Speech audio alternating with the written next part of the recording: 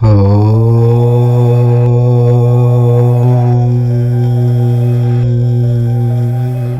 మంగళవారం అమావాస్య ముందు రోజు రాత్రి పడుకునేలోపు చీపురు కట్టతో ఇలా చేస్తే చాలు, లెక్క పెట్టలేనంత ఐశ్వర్యం వస్తుంది, ధనవంతులుగా మారిపోతారని శాస్త్ర పండితులు చెప్తూ ఉన్నారు.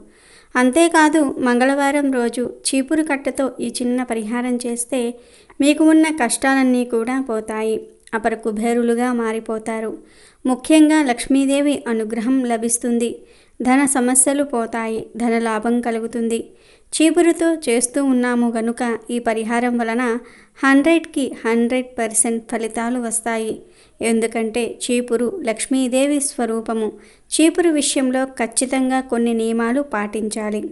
చీపురును శ్రీ మహాలక్ష్మి స్వరూపంగా భావిస్తారు.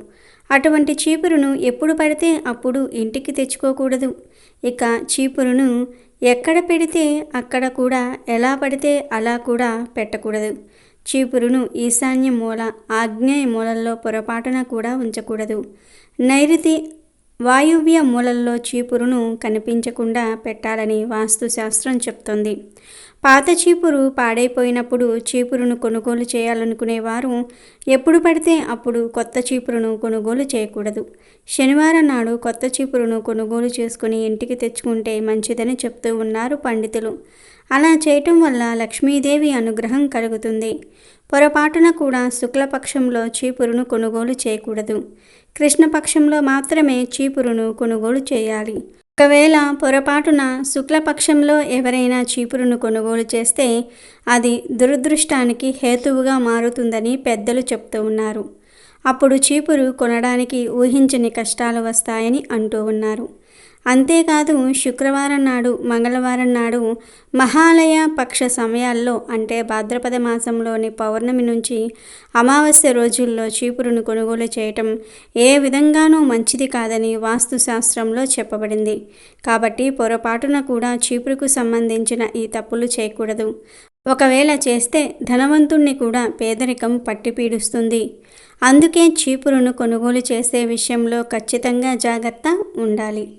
ఏ ఇంట్లో అయితే స్త్రీలు చీపురును కాళ్ళతో తన్నుతూ ఉంటారో, చీపురు దాటుతూ ఉంటారో, లేదా చీపురుతో ఏదైనా జంతువులను కొడుతూ ఉంటారో అక్కడ లక్ష్మీదేవి ఎప్పుడూ కూడా నిలబడదు. అటువంటి ఇంట్లో ఎప్పుడూ కూడా అనారోగ్యాలు వస్తూ ఉంటాయి. ఎందుకంటే లక్ష్మీదేవి చీపురుతో సంబంధాన్ని కలిగి ఉందని మన అందరికీ తెలుసు. అందువలనే చీపురు విషయంలో చాలా జాగ్రత్త వహించాలి. అంతేకాదు, మంగళవారం రోజు ప్రత్యేకంగా చీపురు కట్టతో అంటే ఇంట్లో ఉండే చీపురు కట్టతో ఒక పరిహారం చేస్తే లెక్కలేనంత ఐశ్వర్యం వస్తుందని, లక్ష్మీదేవి అనుగ్రహంతో మీరు ధనవంతులుగా మారిపోతారని పండితులు చెప్తూ ఉన్నారు. మరి మంగళవారం రోజు ఏ పరిహారం చేస్తే లెక్కలేనంత ఐశ్వర్యం వస్తుందో ఇప్పుడు మనం ఈ వీడియోలో వివరంగా తెలుసుకుందాము. అంతకన్నా ముందు సత్పురుషులు ఎలా ఉంటారో తెలిపే కథను విందాం. గంధం చెక్కను నరికిన, అరగదీసిన, కాండాన్ని తొలిచిన సుగంధాన్నే ఇస్తుంది. సత్పురుషుడు గ్రంథం చెక్క లాంటివాడు. తనను పట్టించుకోకున్నా, తనకు విలువ ఇవ్వకున్నా, తనను హేళన చేసిన సమాజ శ్రేయస్సుకే పాటుపడతాడు. అలాంటి ఒక గొప్ప సత్పురుషుని కథ ఇది. పూర్వం గంగవరం అనే గ్రామంలో సుశాంతుడు అనే ఒక సత్పురుషుడు ఉండేవాడు. అతను ఊళ్ళో వారు పెట్టిన భిక్షను స్వీకరిస్తూ, ఊరు ప్రక్కనున్న నదిలో స్నానం చేస్తూ, త్రికాలముల యందు లోక కళ్యాణం కోసం ఉపాసించేవాడు. ఆ ఊళ్ళో సకాలంలో వర్షాలు పడుతూ ఊరంతా సుభిక్షంగా ఉండేది. కానీ అతడి నిస్వార్థ సాధనను అర్థం చేసుకొని గ్రామస్తులు అతడిని సోమరిపోతూ అని, అసమర్థుడని హేళన చేసేవారు. అయినా ఇవేమీ పట్టించుకోకుండా సుశాంతుడు తన లోక కళ్యాణ సాధనను కొనసాగిస్తూ ఉన్నాడు. ఇలా సాగుతూ ఉండగా ఒకరోజు ఊళ్ళో వాళ్ళందరూ నది అవతల ఒడ్డునున్న రత్నపురం అనే గ్రామానికి పెళ్లి కోసమని పడవలో బయలుదేరారు. ఇక పడవ బయలుదేరుతూ ఉందనగా ఈ సుశాంతుడు పరుగు పరుగున పడవను చేరుకుని నేను కూడా నది అవతలకు వస్తానన్నాడు. ఇది విన్న గ్రామస్తులు, ఒరేయ్ అక్కడ కూడా బిచ్చమెత్తుకుంటావా అని ఈ నిస్వార్థ సాధకుణ్ణి అవమానపరిచి పడవలో చోటు లేదని చెప్పారు. అయినా సరే నేను వస్తాను అని సుశాంతుడు పట్టుబడితే వీడిని క్షోభకు గురి చేయాలన్న ఆలోచనతో సరే మాతో అవతల ఒడ్డుకురా, కానీ ఈ పడవలో నీ 2 కాళ్ళు పట్టవు, ఒంటికాలి మీద నిల్చొని రావాల్సి ఉంటుంది అన్నారు. అప్పుడు సాధకుడు సంతోషంతో సరేనని ఆ పడవలో ఎక్కి తన ఒక కాలి మడమతో నిల్చున్నాడు. ప్రయాణం ప్రారంభమయ్యింది. ఇక ఆవలిగట్టు 100 అడుగుల దూరంలో ఉందనగా అధిక బరువుతో పడవ ఊగటం మొదలయ్యింది. పడవ ఎక్కడ నీట మునుగుతుందో అన్న భయంతో పడవలో ఉన్న గ్రామస్తులు భయంతో వణుకుతూ ఉన్నారు. ఈ అధిక బరువుకు కారణం వీడే అని భావించి కోపంతో గ్రామస్తులు సాధకుణ్ణి పడవ నుంచి నీటిలోనికి నెట్టివేయబోయారు. భయపడకండి, ఎవ్వరికి ఏమీ కాదు అని సుశాంతుడు ఎంత చెప్పినా వినకుండా పాపం అతడిని పడవ నుంచి నెట్టేశారు. అదృష్టవశాత్తు నదిలో పడ్డ అతడు ప్రక్కనే ఒక బండరాయిని చేరి ప్రాణం దక్కించుకున్నాడు. ఆవేదనతో ఏడుస్తూ భగవంతుడా నన్ను మన్నించు, చివరి వరకు ప్రయత్నించాను కానీ వీలు కాలేదు అని ఈశ్వరుడికి మొరపెట్టుకున్నాడు. సుశాంతుడు ఎందుకు ఏడుస్తున్నాడో తెలియక పడవలో ఉన్న గ్రామస్తులు విచిత్రపోయారు. అంతలోనే క్షణం కూడా గడవక ముందే పడవలోకి నీళ్లు చేరి పడవ మునిగిపోయి గ్రామస్తులంతా చనిపోయారు. ఇలా ఎందుకు జరిగిందంటే సుశాంతుడు అప్పటి వరకు పడవలో ఒంటికాలు మడిమతో నిల్చున్నది ఆ పడవలో ఉన్న రంధ్రం పైన. పడవలో కన్నం పడుతున్న సంగతిని తన యోగ దృష్టితో ముందే గ్రహించి ఊరు వాళ్ళు వద్దన్న అవమానపరిచిన గ్రామస్తులను కాపాడాలని పడవలోనే వస్తానన్నాడు. కానీ ఏమి చేస్తాం, వినాశకాలే విపరీత బుద్ధి అన్నట్టు పిచ్చెక్కిన అహంకారంతో ఈ సాధకుణ్ణి తక్కువ అంచనా వేసి అందరూ మృత్యు ఒడికి చేరుకున్నారు. ఈ కథలో నీతి ఏమిటి అంటే ధనధాన్య సంపద ఉంది కదా అని సత్పురుషులను సాధకులను హేళన చేయకూడదు. సాధకులు సాధన చేస్తున్నారు కాబట్టే మనం వర్షపు చినుకులను చూస్తున్నాము. సత్పురుషులు సాధన చేస్తున్నారు కాబట్టే మనం అన్నం మెతుకులను చూస్తున్నాము. సాధువులు సాధన చేస్తున్నారు కాబట్టే మనం ప్రాణవాయువును పీల్చగలుగుతున్నాము. మన సంపద, మన ఆస్తులు, మన ఐశ్వర్యాలు ఇవి అన్నీ కూడా సత్పురుషుల కాలి గోటికి కూడా సరితూగవు. ఇక వీడియోలోకి వస్తే చీపురుకు ఎంతో ప్రాధాన్యత ఉంది. మన ఇంటిని శుభ్రం చేయటం కోసం చీపురును వాడుతాము.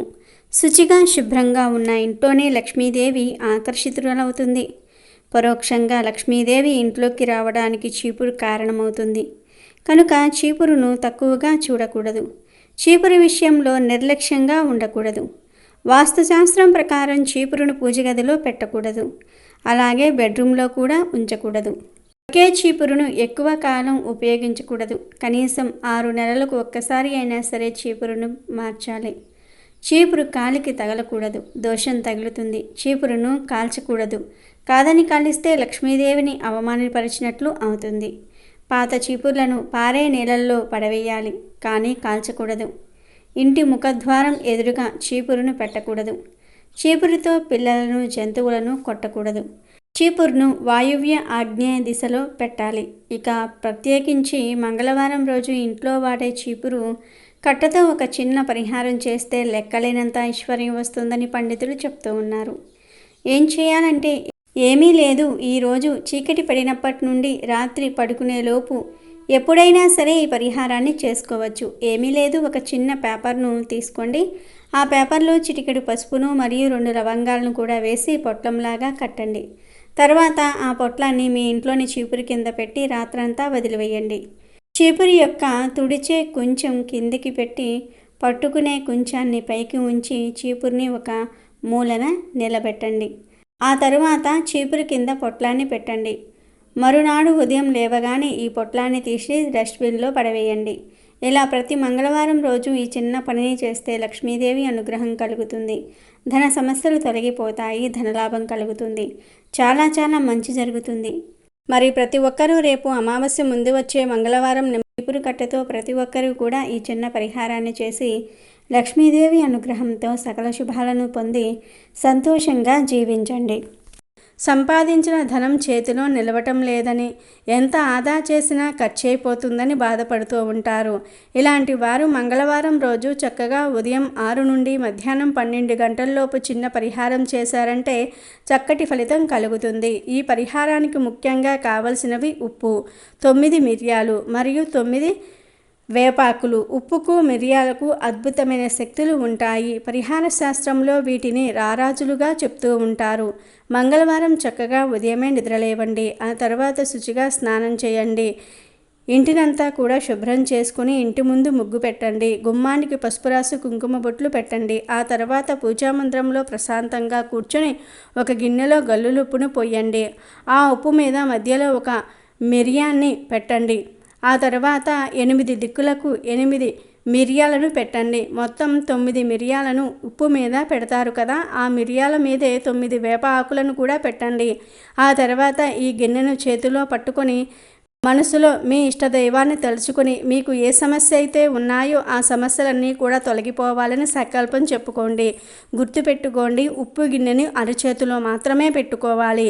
ఆ తర్వాత ఈ ఉప్పు గిన్నెను పూజ గదిలో ఏదైనా ఒక మూలన పెట్టి వదిలివేయండి. వారం రోజుల పాటు ఆ గిన్నెను అలా వదిలేయండి.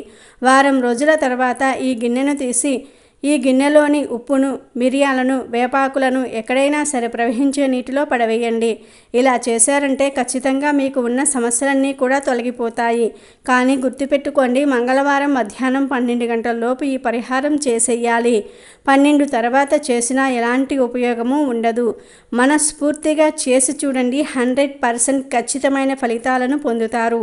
అప్పులు కూడా తీరిపోతాయి. మరి తెలుసుకున్నారు కదా.